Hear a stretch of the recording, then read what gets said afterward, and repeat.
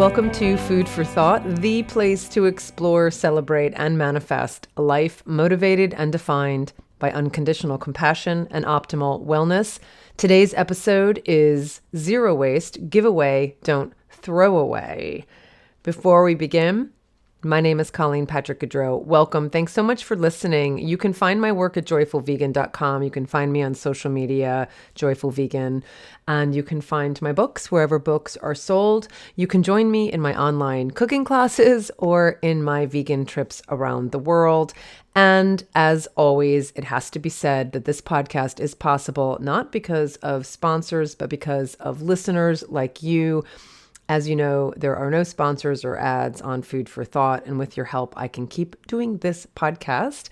If it's something you value, please join other supporters by going to patreon.com/Colleen Patrick-Goudreau to become a supporter today at your chosen level. One of the perks is a discount to my virtual cooking classes, so be sure to check your Patreon account for those coupon codes. And thank you so much in advance for supporting, for subscribing, and for listening. So I have a huge announcement before we get started with the main content, and that is we are going to Northern Italy, and you are coming with me. Well, you're welcome to come with me. There is a new Joyful Vegan trip to Northern Italy in the summer of 2022. It's now live, and it is almost half full. And I say that because it just went live, but it goes out to folks first who are either supporters or on my mailing list or have traveled with us before or who expressed interest in that trip. So don't hesitate to do any of those things if you want to get first dibs on future trips. But all that's to say is there's still availability, even though it is filling up fast. And I really encourage you to check it out. If you go to joyfulvegantrips.com, you can see the whole itinerary. You can see where we're staying, where we're going. And I have a little video also on my website at joyfulvegan.com. It's going to be incredible, and it's going to be in the summer, which I'm super excited about. We're leaving in a few weeks. This recording is in September of 2021, and we're leaving in a few weeks for our first trip out of the country in 2 years because of COVID. And we're not leaving in 2 weeks in a few weeks because of COVID. We haven't been able to travel because of COVID.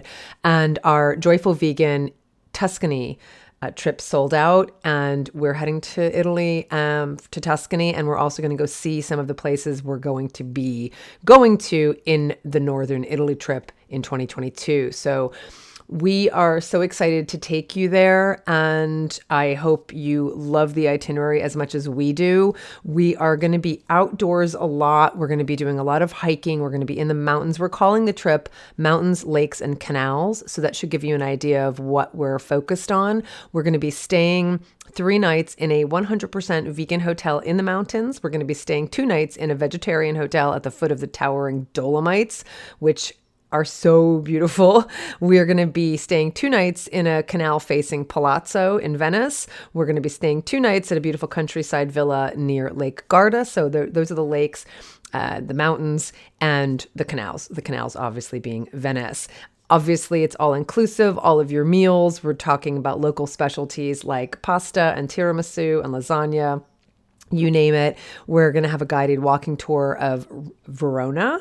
We're going to be going on some guided hikes, and we're going to be on the water. So in Lake Garda and in Venice, we're going to be, in the water on a boat, and just super excited. I'm going to be doing a cooking demo, and I just invite you to go to joyfulvegantrips.com.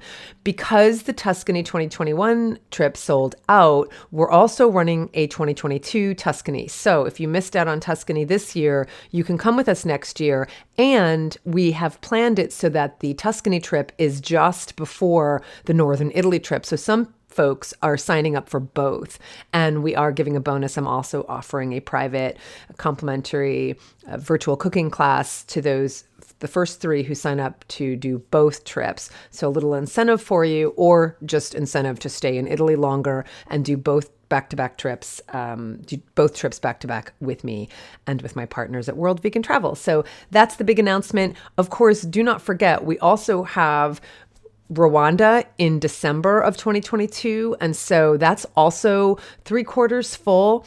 And that trip will sell out, no doubt. We've had so much demand to run another trip to Rwanda. So if you're interested in seeing the mountain gorillas and seeing the chimpanzees in their forest, in their native habitat, and having just an incredible time in this beautiful country, that's also at joyfulvegantrips.com. And then finally, we have that winter wonderland trip to Whistler, to British Columbia.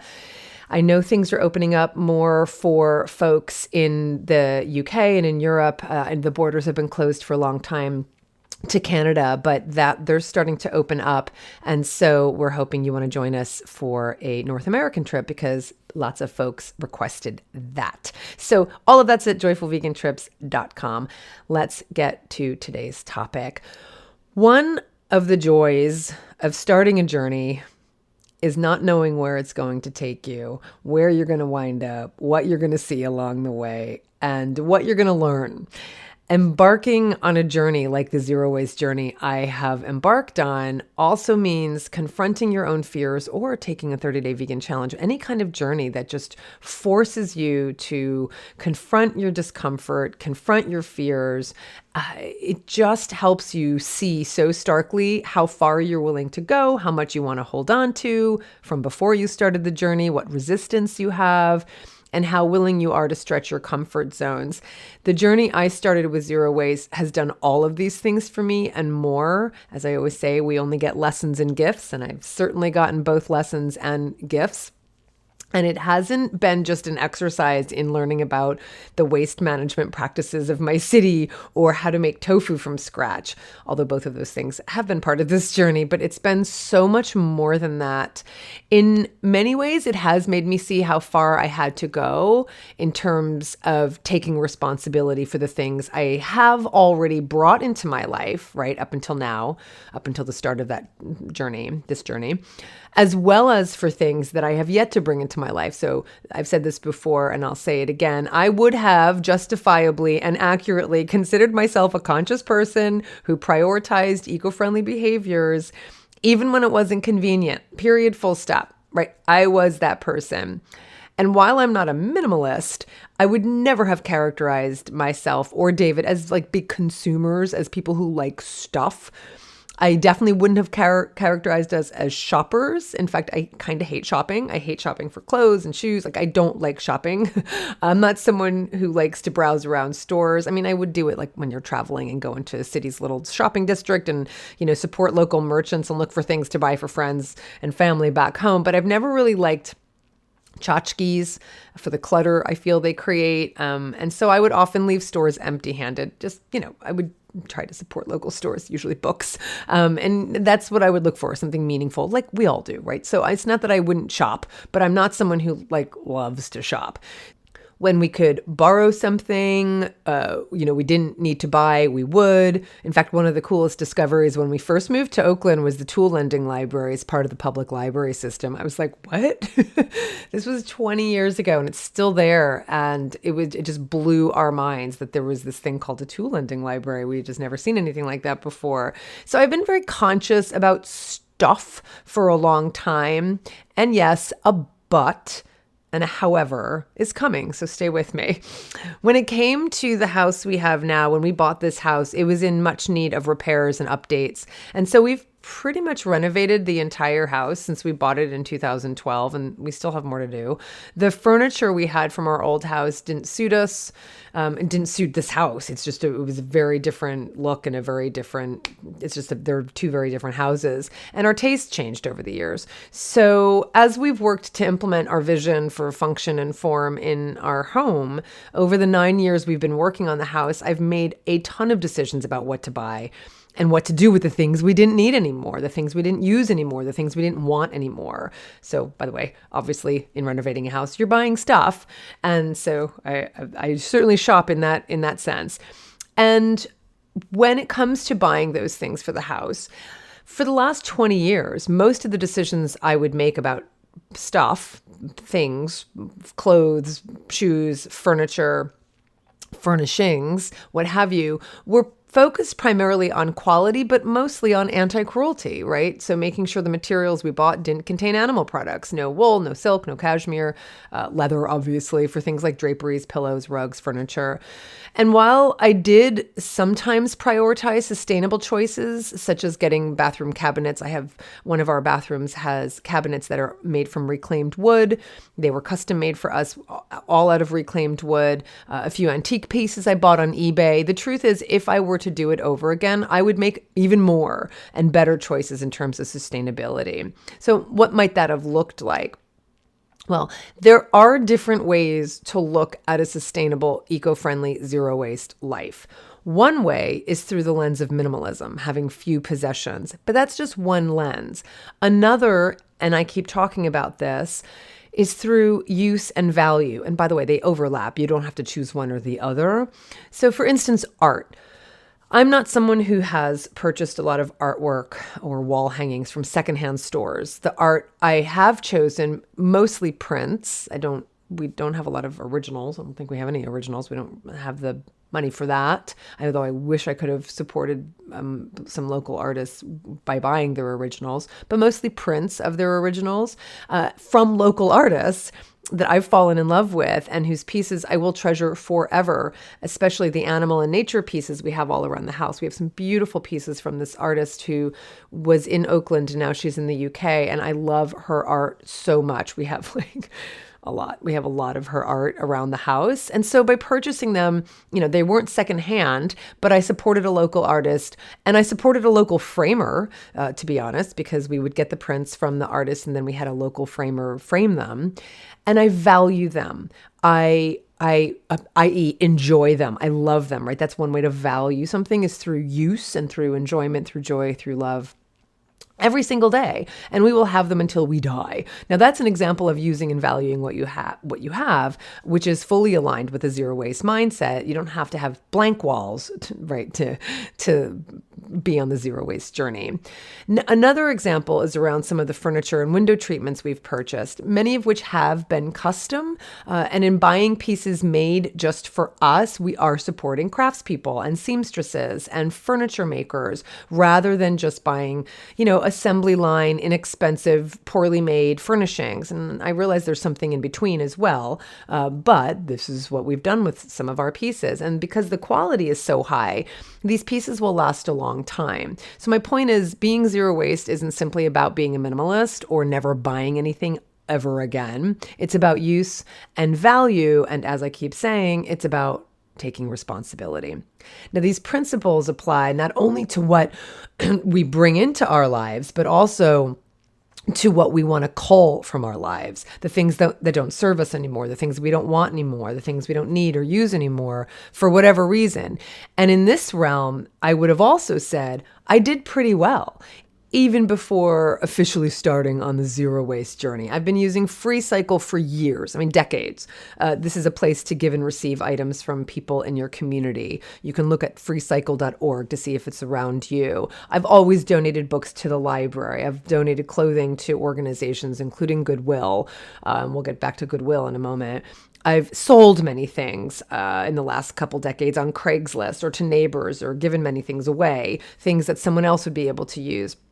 Like 8 years ago, I broke up a brick patio, which was a mess, and I put the bricks on Craigslist. Now, remember, we live 100 feet up from the street, but still a couple came and took all the bricks away to build whatever they were building. And I've done things like that over the years countless times.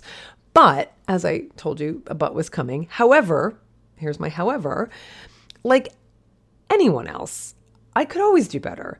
And holy moly, since consciously starting this journey, it's been so revealing and so enlightening to take a really good look at whether my perception of myself was accurate. I'm not a really big consumer, right? I'm not a big shopper, right? Was that accurate? And whether or not I could do more. And the answer is, of course, I could do better. Of course, I could do more. And of course, I was a consumer. I'm a human being in a consumerist and consumer-driven society. So of course. And so that's what's been wonderful to confront.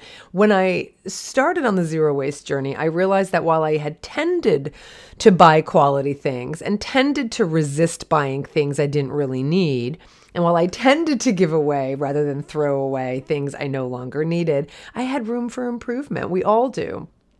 Individuals in the United States, and I'm sure this is not very different in other developed countries, generate almost 5 pounds of trash per day. And while that includes bottles and boxes and food and, lawn, garden, grass clippings, etc., it also includes sofas and computers and tables and chairs and refrigerators and tchotchkes and so many other household goods. 5 pounds of trash per day per individual. It's not per house, not per family, it's per individual. No other animal creates garbage. We are the only animal that creates garbage. We are trashing the planet that we and other millions of other creatures live on. We're trashing this planet. They're not. So realizing that I could do better, I've stretched a lot.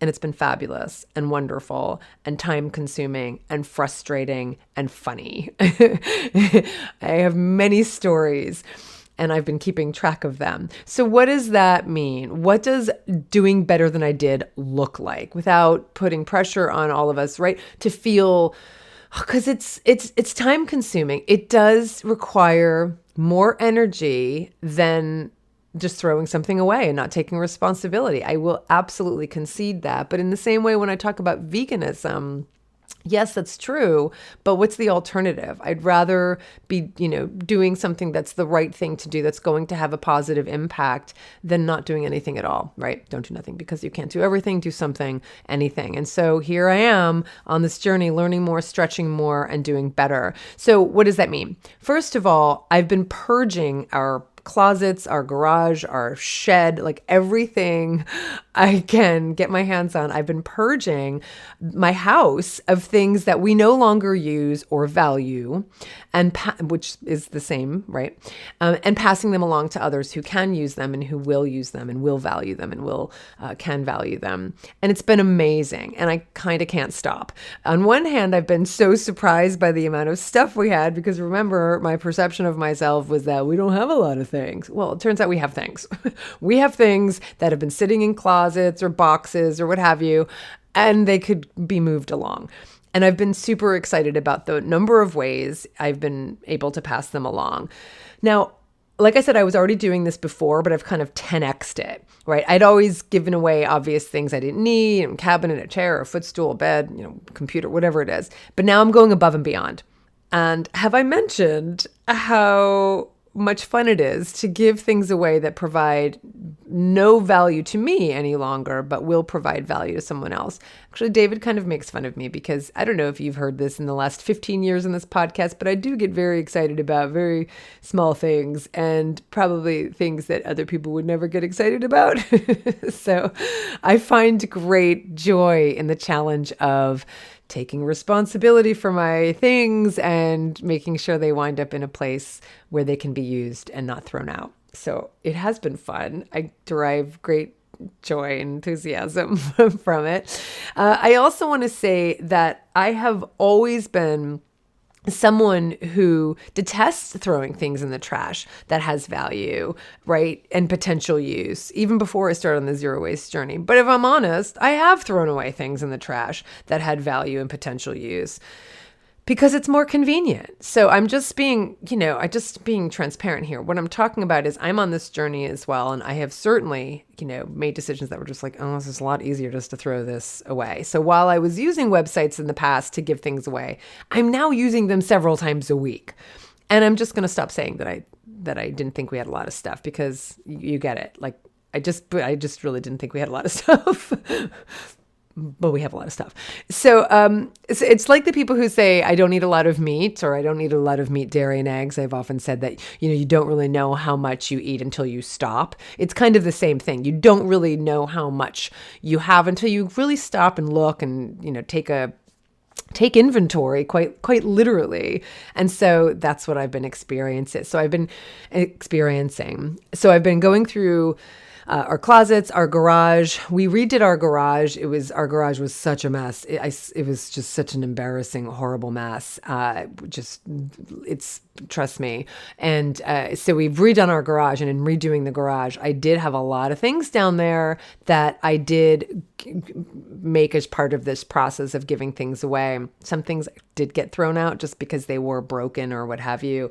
And so the garage is now cleared out, which I actually kind of quite love because it was the perfect time to do this. And now, because we had several shelves in the garage, holding stuff, right? Now we have one shelf. We have, I should say one shelf. It's one shelving unit. So there's 4 or 5 shelves.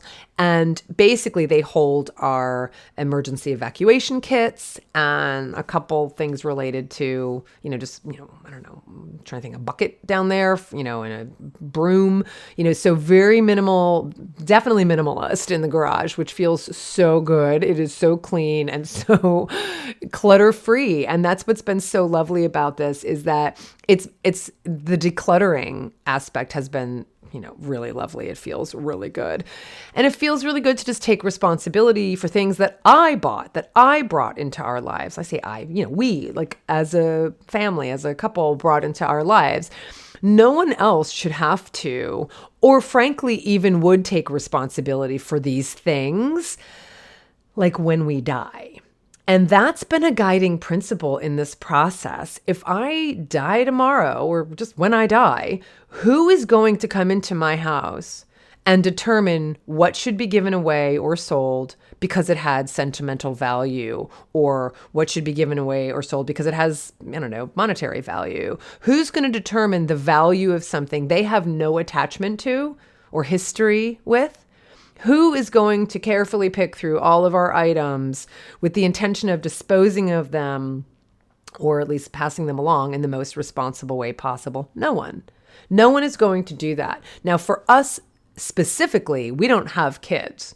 So there isn't going to be anyone who's going to care as much as I do, or about if your kids would, about the things I have in my house. No one. Now, we have our will, and we have what we want to happen to some things. And frankly, I actually decided recently I'm probably going to add an addendum to the will that says things like, by the way, these pieces of furniture and this artwork, these are valuable. I mean, maybe they'd know it when they looked at it. I mean, I don't know what's going to, hopefully this won't be until 50 years from now or so, but I want to be able to kind of make it clear that there are things of value besides the one thing I have of value is my engagement ring. We don't really have a lot of, and David's guitars. Those are things that are of value, right? I mean, in terms of monetary value, but other than that, no one's going to look at everything else and say, oh, let me pick through this and give this away and donate this. No one's going to do that.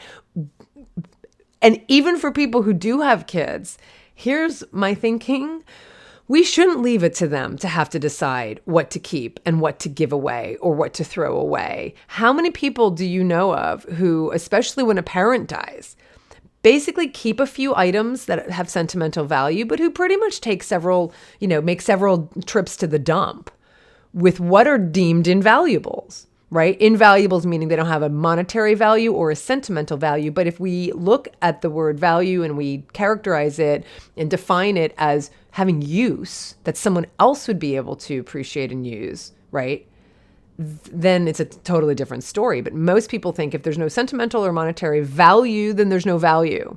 Right? So, obviously their intentions are good, but honestly, when you're dealing with the death of a loved one and all of the logistics that entails, and there are a lot of logistics and obligations and emotions and grief, it's really hard to make an informed decision about every single item left behind.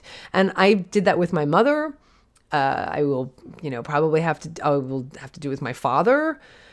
But I donated everything that my mother had in her little condo, but we did throw some things out because I was there for a short amount of time across the country and no one was helping me. I was the only person making these decisions and it was hard. And so, yeah, a lot went to the dump. again, this was before my official zero waste. No, actually, was it? No, I mean, things that just I couldn't deal with, like they were broken or they went to the dump. But we donated like almost, I want to say I had some friends who came and helped me. We donated pretty much everything. The point is, it's really hard at that time. And I have a really good friend who's going through this right now. Her father died just a few months ago, and she has been expressing very honestly on Facebook her journey through this, and dealing with just the huge amount of grief she has and sadness at the passing of her father.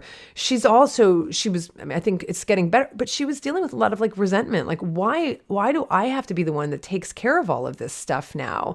And she said that there were a lot of instances, like when he was alive, that she said, can you please start to clean this stuff out? And he would say, I know, but you girls, I think you'd probably appreciate and you'd want some of these things and sentimental. And she's like, no, I don't. Like, I don't know what was valuable to you, right? So don't leave it for our children. Don't leave it to somebody else to take responsibility for this. If we bring something into our lives, if we bring something into our house, if we have made the choice to buy something, we have to take responsibility for it. So that's been quite a motivation for me. When I die, I want there to be as few things as possible that someone's going to have to figure out what to do with, right? It's not going to be perfect, but I am trying my best now to take care of this now, right? To take responsibility for the things I brought into my life already now, before I die, assuming I have time, and I hope I have time.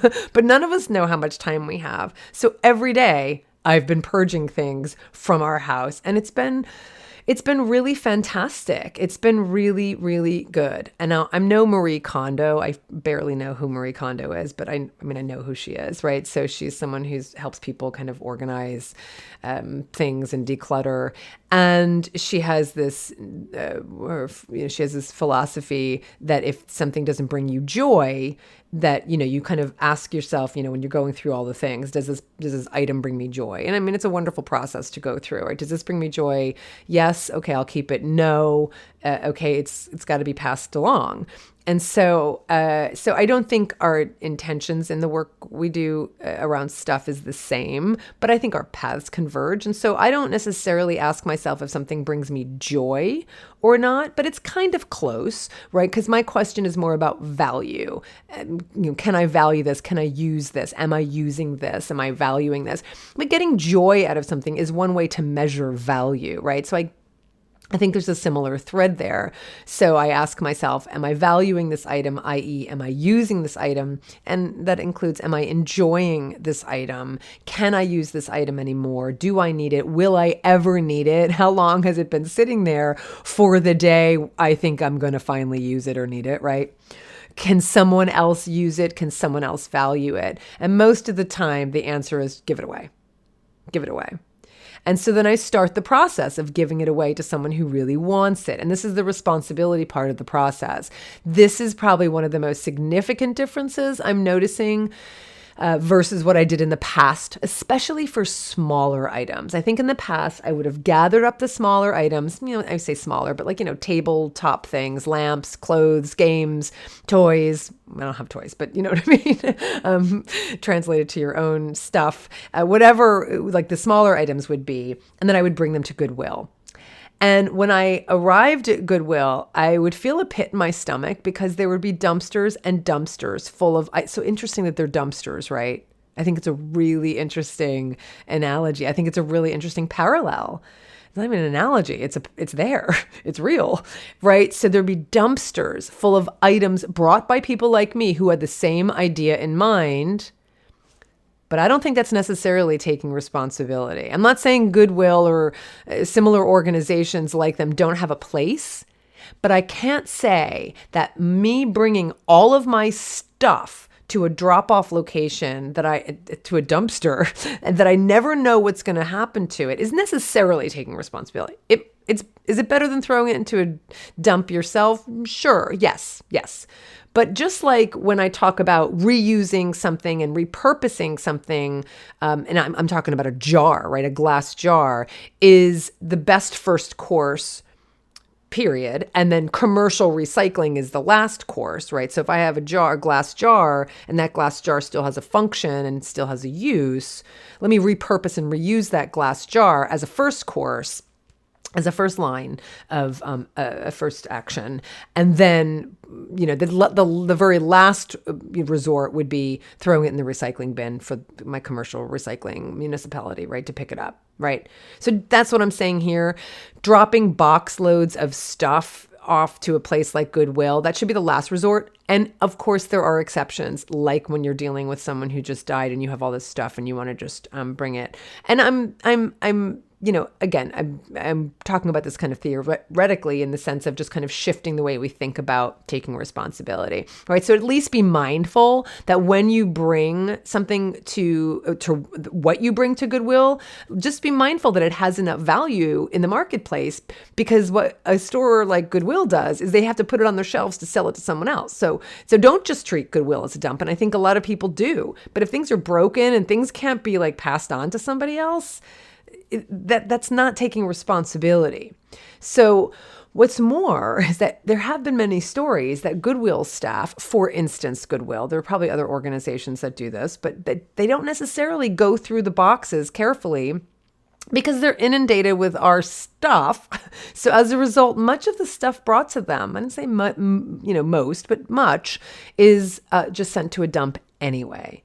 So what are some better options for taking responsibility for our stuff? Giving it away to people who can use it, who can value it, who can take responsibility for it is one. Now, Goodwill is one option for that. But like I said, don't just use it as a dumping ground.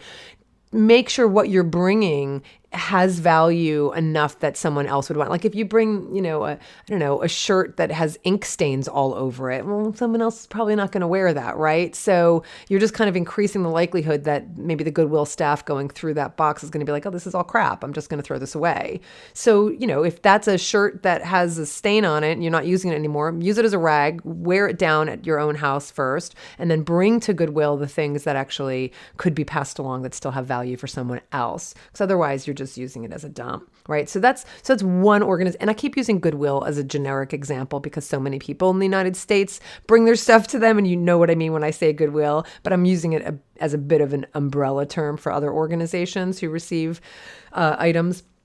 Another option for the things you have would be reaching out to a particular organization that's focused on the things you have to give away. So I'll give one example. I mean, obviously, if you have electronics, go to a place that accepts e-waste. It would be called e-waste. I mean, but there are some organizations that it doesn't have to just be, a lot of cities and municipalities will take e-waste and then break it down to make sure that the e-waste, the electronic waste, doesn't go into, the environment. But there are organizations that repurpose computers and phones and that kind of thing. So look for organizations that can receive the specific things you have. Another example is Habitat for Humanity. It's an organization that builds houses for people and then sells them at fair market value. So they have drop-off stores all around the US, and they're a great resource to look to, especially if you're doing a renovation project and maybe you have things to give away from a demo. So cabinets that are intact and dishwashers and ovens. It's a great example of giving things away that still have value and not treating an organization like a dumping ground, right? Goodwill has just obviously said, kind of become the organization we all associate with. Well, we'll take everything. Well, not necessarily, because they're going to throw a lot of it out. But Habitat for Humanity, they're very particular about what they take. So, when I've called in the past, they'll ask you questions about the condition and how old it is, and if you have any warranties for it. I mean, so they're mindful of the things have to have value. They're not just going to put things that don't work or are crappy in the homes they're building, right? So think about what you have to give away and that can and will benefit someone directly versus not really knowing what happens to the stuff you just give to someone else, right? I want to say dump. Out of sight, out of mind is not taking responsibility. So that's my opinion. Then, of course, you can give things or sell things to neighbors, to friends, to family, what have you, right?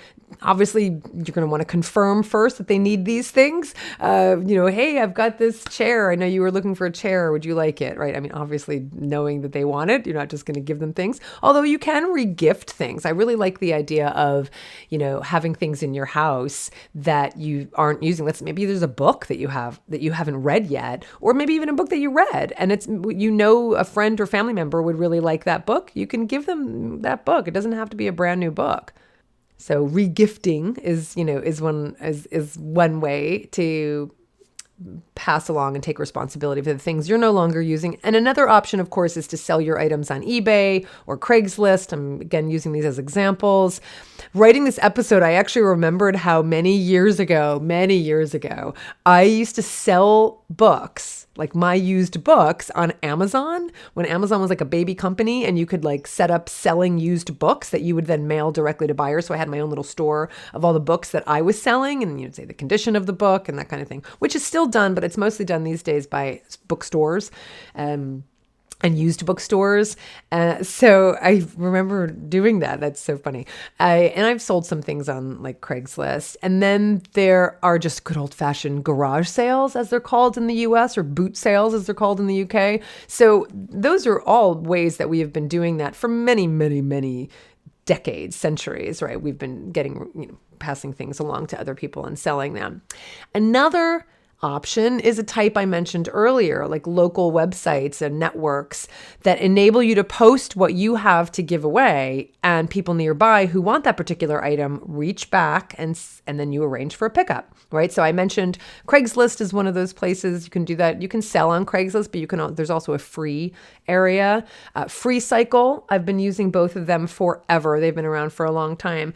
But I recently discovered the Buy Nothing Project, and I have to say, it has quickly become a favorite. It's become a preferred method because it's not just people in kind of the vicinity, like the area, like your town, or not even your town, like your region, right? It's actually much more localized like that, because if it's so far away, right? I remember, this isn't maybe a great example, but I was looking for barrels for the gray water, for our gray water. We gray watered our showers, and I have a podcast episode on that if you're interested. So we have a barrel it's a 60-pound barrel that the gray water goes into when we take our showers, and I dump that barrel every day. Gray water should not sit for more than 24 hours. So I dump it every day by irrigating the garden. And I wanted, when we were trying to figure out the best way to disseminate the water that came out of the showers, we tried a lot of different methods. The best one is having this barrel. And I wanted a barrel that had like a way for the water to get in and a spigot so that we could attach the hose to that barrel. And I looked on Craigslist and I found two. I've since given one away because we only needed one. But I found two up in Sonoma County. And now we're down in Alameda County in California. And that's about an hour drive. And so that's an example of that might be, you can go farther afield, but then you're driving. In the end, we had some very good friends who live up in Sonoma County go pick up those barrels for us. And then the next time they came down to Oakland to visit us, they brought them with them, right? But what I love about Buy Nothing is that it's very localized by zip code. So it's like within our city of Oakland, there are, I don't even know how many Buy Nothing project groups. I'm just going to call them Buy Nothing groups.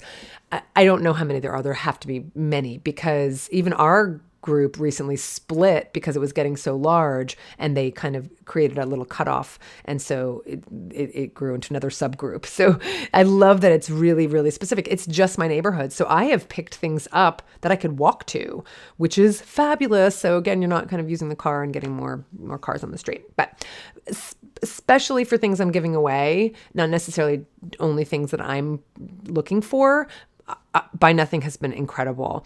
And I say this also realizing that this is US centric. So I'd be interested to know what you have near you. If you look up Buy Nothing Project, see if there's one in your town in the US but there might be one near you. I think it's global. I actually think it's more than just the US, but I only know it from the US. So check that out. It was founded in the US in 2013. which is pretty cool. Like it's going on 10 years. And it encourages the giving of consumer goods and services in preference to conventional commerce. You can post anything you want to give away or lend or share among neighbors. You can ask for anything you'd like to receive for free or to borrow. There's no buying or selling. There's no trades or bartering. It's strictly a gift economy. And it's pretty cool. I'm pretty certain that all the groups are hosted on Facebook. It does make it very convenient, but if you're anti-Facebook, I don't know what to tell you, but that's what it is. It's on Facebook, all these groups. And because all the groups are broken down by zip code, you're interacting with people who are essentially neighbors and potentially new friends. I really want to know about any stories of people who've become friends from it, because I wouldn't be surprised. And that's one of the things that's so lovely also about this aspect is the community aspect. Now, I'm not saying that organizations where you drop things off, that's not also community. It is.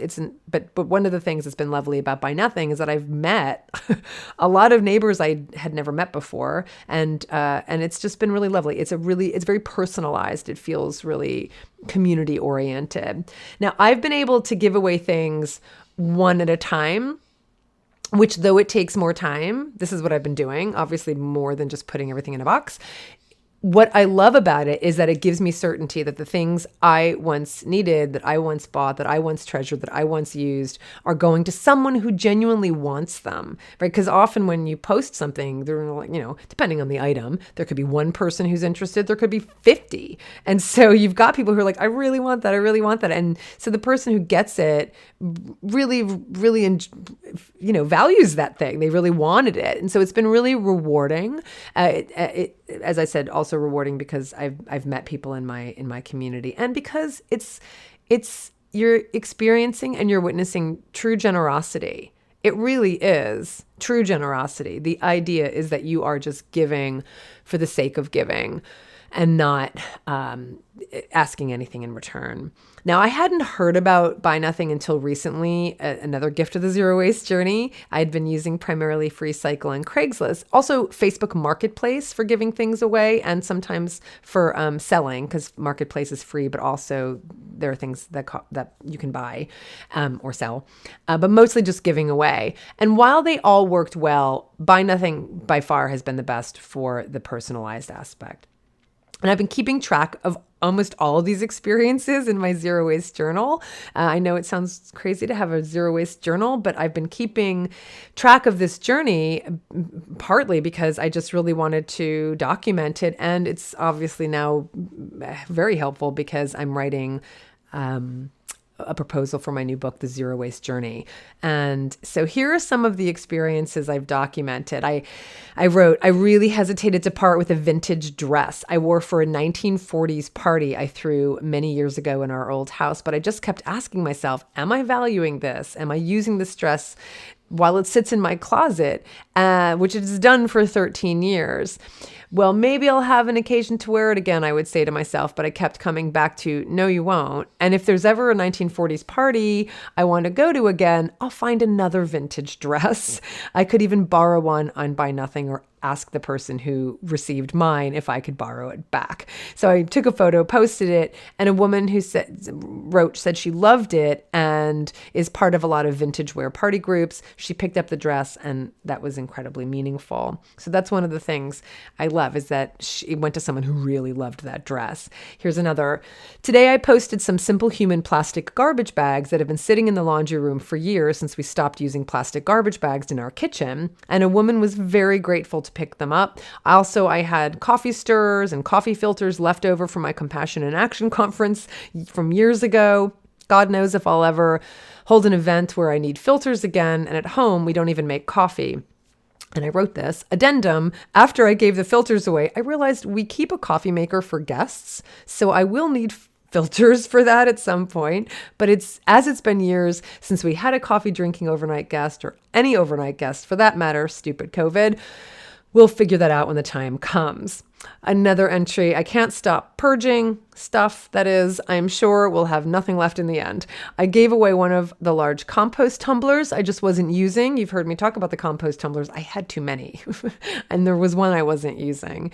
Along with the decorative light switch plates I've changed out for plain ones. Noah, a regular on Buy Nothing, picked them up, and he said he'll see which ones work, because of course these are light switch. Like, there's like a variety. There's like outlet, switch, toggle, whatever. There's all the different kinds. So I suppose some did, but not all, because there they were back on Buy Nothing group for someone else to take. That's another lovely aspect about Buy Nothing, the shared mentality of the people on it. It's unlikely that someone's going to throw something away that didn't work out for them. I've seen several regifting posts of things people got from the group for things that didn't serve them, and then they put them back on Buy Nothing. So that's been another really lovely aspect. Another entry, over the years, I've accumulated a number of fabric samples for different home design projects, and I didn't want to throw them away. I posted them on Buy Nothing group to see if someone wanted them. No one responded, so I posted them on FreeCycle, and a young woman picked them up the next day for an art project. So I was really psyched about that. Here's another one. We had about 40 feet of corrugated drainage pipe I got from a neighbor many years ago to see if it was something we could use to irrigate our side garden with our gray water. This was one of the many things I was trying to do to solve that question. But in the end, it didn't help. And it's just been sitting along the hillside. It was probably I said 40 feet. It was probably 40, 50 feet. So it was just sitting along the hillside, peeking out from the boxwood for years. I put it on Buy Nothing a couple months ago, but no one responded, but I didn't give up. I asked our contractor if he wanted it, and he said, no, it's cheap and easy to find anywhere. Wrong attitude. I had to tell him that. And then a month later or so, I tried again on Buy Nothing, and I had much more interest. That's the other thing too, is if something doesn't get pushed, I see also people will say something like, I'm trying again. And so if you can just wait, that's what I've done with some things as well. Today, I gave it away to someone who lives on a hill and needs drainage. Another one, we had a roll of rhizome barrier from our old house that when we planted running bamboo. Also an electric weed whacker we never used that was down in the garage, and a little chalkboard. Both went on Buy Nothing. Oh, I say both. It must have been all. Went on Buy Nothing. All got claimed by grateful recipients. I think I added the chalkboard later. And so it's been amazing to see what items do get claimed by people, my stuff, but others as well. Everyone's very transparent about the condition of items, and they include photos, obviously, but there's always something at some point during the week when I look and I'm like, really? Like, someone's going to take, oh, okay, everyone wants that. Like, you just don't know, right? What do they say? What's the expression? One person's trash is another person's treasure. I mean, that's really what this is.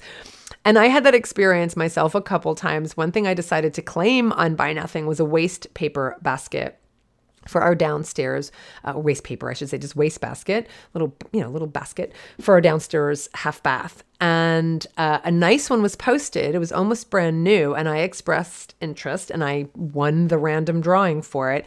Now, I had a wicker waste basket in there. I said waste paper basket, waste basket. It's funny, I'm just looking back at my notes. Waste basket, and it had a couple holes in it. It was like a wicker, so it was like kind of ripping and holes, and the little wicker was like separating, and it was really done for, but I didn't want to chuck it. And so I thought, well, you never know.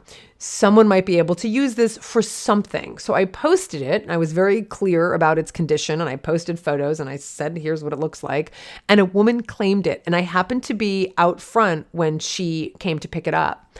And she was so grateful. Like, she was so appreciative.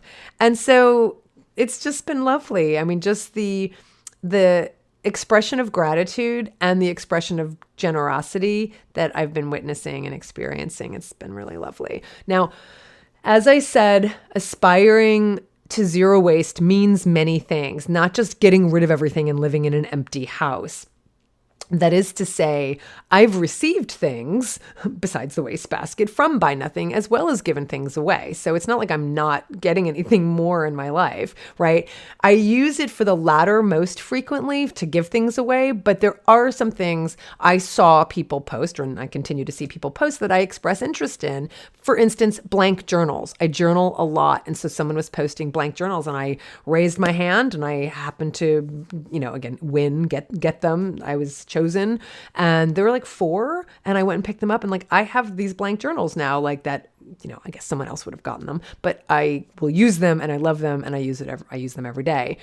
There was a really adorable, almost new artificial Crate and Barrel Christmas tree like a small tree. And I don't tend to put up a large tree, and I'm not really getting living trees anymore, and I'm not going to go buy a plastic tree. So I love having Christmas kind of in a lot of different rooms in my house. So this little tabletop Christmas tree was perfect. And so I raised my hand and I got it. What else? I'm trying to think what else. There's been a few other things. Sometimes there's some food that I've claimed, because some people will put food out, and again, they're very clear about it, if it's past a buy sell date or not, and that doesn't even matter. Listen to the podcast episode on food waste. But David thinks it's weird when I get food from Buy Nothing folks. And so there was like some Chipotle stir fry sauces that were completely unopened, and I know the brand, and I was like, oh, these are really good, and they're in glass bottles, and I was like, I really want these, and I got those. So, and then recently I got some classic board games that I have hidden in the closet, and I plan to give to David for Christmas. So again, that kind of regifting idea, or right, kind of planning ahead, using something like Free Cycle or Buy Nothing has also been fun. And it's been really interesting because even though I'm not a compulsive shopper by any stretch, and I keep characterizing myself this way, when there are things offered on Buy Nothing, sometimes I have a knee-jerk reaction and I want to go like, oh, I want that. And then I have to stop myself and say like, well, do you want it? Do you need it? Are you going to value it? Are you going to use it? And most of the time I'm like, no, I don't need it, you know? And it's just that, I want that, right? So it's interesting to kind of see my own, who would characterize and who keeps characterizing herself as someone who's not a big consumer. It's been really interesting to see my reaction, which sometimes is, oh, I want that. Oh, I don't really need it. And so I don't get it. Right. So that's been another wonderful lesson and gift. Another thing that's been great is that it encourages borrowing, not just taking. So for instance, this weekend, and I'm saying this in live real time, we are hosting our very first overnight guest in 2 years. A very good friend of mine is coming up from LA, and she's staying for a few nights, and I'm really excited to see her. I miss her.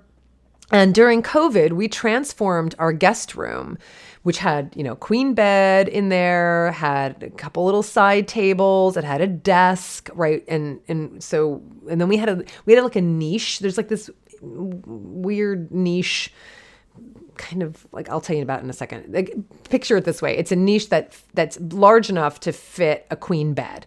And for a long time, the main part of the guest room was the guest room. And then the niche was like, we tried to have David be in there, like have his desk in there for when, just to have a space, for him to have a space. Even before COVID, we had tried like, okay, if you put your desk in there and you have a place to put your stuff. And it was just too small. And whenever he would do meetings, when he did work from home, again, pre-COVID, because he's been working from home for now almost, over a year and a half. But pre-COVID, like when he would take calls and, work from home, he just felt like it was just too small. He felt like he was in a closet. So it just wasn't working. But so when COVID, was clear that we were really affected by this, and he was working from home, and he is working from home, it just wasn't good enough. So we did move things out of that niche at one point and had him share my office. That didn't work.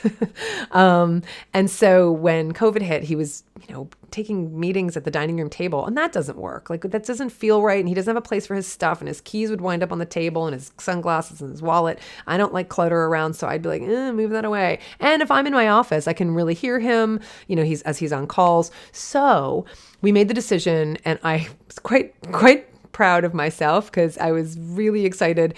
I was so excited to transform this room into David's office, the guest room. But I also could not let go of having a dedicated bed for guests, because I really love hosting, and I want to have a place. We're not teenagers anymore. I'm not going to put someone on an air mattress. I'm not going to, get a futon. We're just not 20 years old anymore, and neither are our friends. So I wanted to have a proper bed for our overnight guests. So amazingly, a queen size bed, frame and mattress, just fits in that niche in the guest room. It just fits. So we call this the bed chamber. It's quite literally the chamber of a bed. Like, it's a bed chamber, and that's all it is. And there's a window.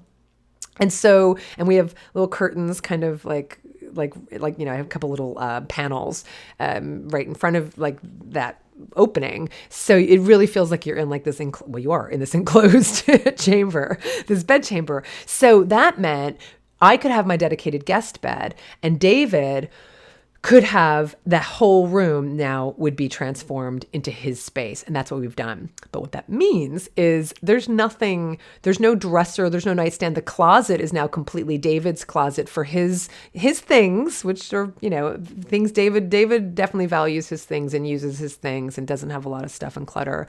And so he needed a closet for just, his electronics and his books and things like that. And so that closet is completely his office closet. It's not a closet for guests. And we put shelves in. So even though there's still like the rod to hang things, there's shelves. So you can't just hang things.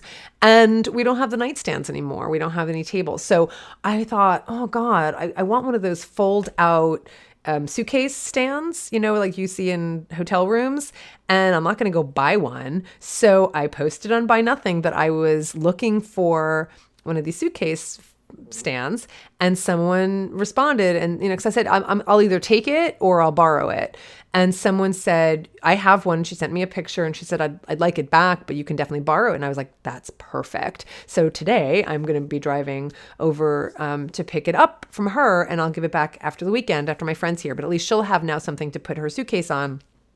And I didn't have to go buy something. So I love the borrowing aspect. Another thing, I love you can request things, right? So when I was fostering our most recent foster cats, I had borrowed from the organization's founder, like a large scratching post that it was actually her cat's scratching post. And so they didn't really use it. My foster cats didn't really use it. It was kind of big and unwieldy. So I gave it back to her. But in the meantime, and the cats didn't use it. And took up a lot of room. And I noticed that these two kitties particularly loved scratching the rug and anything that was kind of like on the ground. So I don't know if you have cats, but you can either have the post or you can have like mat, like a little bed or just something where they can scratch like on the ground. And so I asked someone in my local Buy Nothing group if anybody had those little scratching beds, whatever, rather than a scratching post. And a woman down the street said she had 2 to give me. I walked down to her house. I picked them up. I met a new neighbor, and we talked about cats, and she had just adopted 2 cats, and I brought them to the foster kitties, and those 2 foster kitties loved them so much that when they moved on to their other foster home, I gave them the scratching bed to take with them. I kept one here for future fosters. So the whole experience has just been incredibly rewarding and gratifying and effective and efficient. I was telling a friend how much I've been enjoying it, and she said, yes, it's great. And it's so much easier than going out and buying something. And it's so much And I said, no, it's actually more time consuming. Well, especially forget the buying, but the disposing of things responsibly. I have to be honest. I mean, it is more time consuming. I have to get the item out. I have to take a photo. I have to, post the photo. I have to upload the photo, make the post, upload the photo, watch for comments, randomly pick a recipient, especially if there's a lot of interest, coordinate pickup. Sometimes that can mean a lot of back and forth direct messages. And then go put the thing outside. Sometimes I don't want people to have to come all the way up our steps, so I'll bring them down to the garage. It's time consuming, right? But I'd still rather do it. Obviously, I find great value in it. It also means I've been delaying purchases, like things that I can find secondhand, either to pay. I mean, this means also going to Craigslist, like for things that I want, Facebook Marketplace.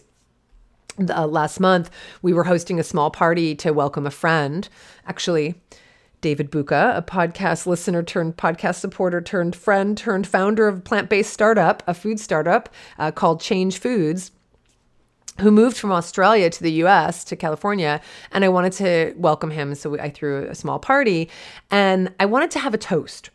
I wanted to toast David, our friend, and with champagne and sparkling whatever for the non-drinkers. And while there have been other times we've toasted with champagne, we didn't have champagne glasses, but we just toasted. And I was like, I really want champagne glasses. Like we drink, we have wine glasses and the red wine and the white wine, and we have coupe glasses for David's cocktails, and there are reasons there are different shape glasses for the different types of beverages. They're just they actually do really work with the different beverage. And so I was like, I really want champagne glasses. I'm not going to go buy champagne. Like, I'm not going to go buy new ones.